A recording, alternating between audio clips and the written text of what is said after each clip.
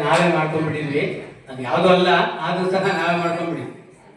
ಅದಕ್ಕೆ ಹಿರಿಯರು ಹೇಳ್ತಾರೆ, ನಮ್ಮ ಜಾತಿಯನ್ನು ಬಿಡೋದು ಬೇಡ, ನಮ್ಮ ಜಾತಿಯನ್ನು ನಮ್ಮ ಮನೆಯೊಳಗೆ ಇಟ್ಕೊಳ್ಳೋಣ, ನಮ್ಮ ವಸ್ತ್ರೊಳಗೆ ಅದನ್ನು ಅನುಭವಿಸೋಣ, ಅದನ್ನು ನಡ್ಕೊಳ್ಳೋಣ. ನಾವು ತಲಾಂತರದ ಬಂದಿದ್ದು ಬಿಡಬೇಕು ಅಂತೇನಿಲ್ಲ, ಅದನ್ನು ಅನುಭವಿಸೋಣ, ಅದ್ರ ಜೊತೆಗೆ ಇರೋಣ. ಒಳಗೆ ನಾನು ನಮ್ಮ ಜಾತಿಯಲ್ಲಿ ಇರೋಣ.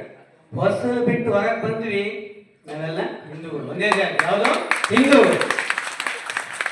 ಹೊಸರೊಳಗೆ ನಾನು ವೈಶ್ಯ, ಹೊರಗೆ ಬಂದಮೇಲೆ ನಾನು ಹಿಂದೂ. ಹೊಸರೊಳಗೆ ನಾನು ವೀರಶೈವ, ಹೊರಗೆ ಬಂದಮೇಲೆ ನಾನು ಹಿಂದೂ.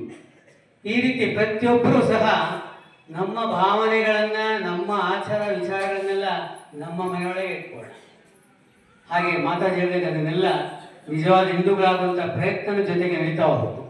ಅದಲ್ಲದೇ ಹೊರಗೆ ಬಂದ ತಕ್ಷಣ ನಾನೇನಾಗಬೇಕು? ಹಿಂದೂ ಆಗಬೇಕು.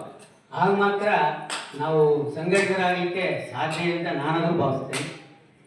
ಹಾಗೆಯೇ ಕೆಲವರೆಲ್ಲ ನಾವು ಹಿಂದೂಗಳಲ್ಲ ಅಂತ ಪತ್ರಿಕೆಯಲ್ಲಿ ಕೊಡ್ತಾ ಇದ್ದಾರೆ ಪ್ರಕಟಣೆ.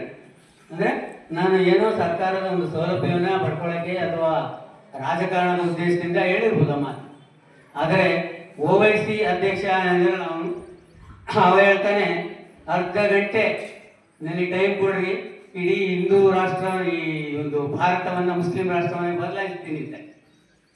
ಅವರಿಗೆ ಈ ಲೆಕ್ಕಾಚಾರ ಏನು ಗೊತ್ತಲ್ಲ.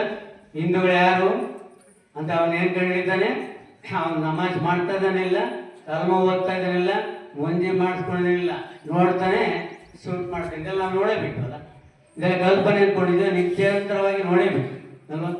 ಇವೆಲ್ಲಗಳಿಂದ ನಾವು ಹೊರಗೆ ಬರಬೇಕಂದ್ರೆ ಸಂಘಟನೆ ಆಗಲೇಬೇಕಂತ ಒಂದು ಕಾಲಘಟ್ಟದಲ್ಲಿದ್ದೇವೆ. ಮುಂದಿನ ದಿನಗಳಲ್ಲಿ ನಮ್ಮ ಮುಂದಿನ ಪೀಳಿಗೆಗೆ ಇದೆಲ್ಲ ಅರ್ಥ ಆಗ್ಬೇಕಂತಂದ್ರೆ ಮಾತಾಜಿಯವ್ರ ಥರ ಅವರಿಗೆ ಹಿಂದೂಗಳ ಒಂದು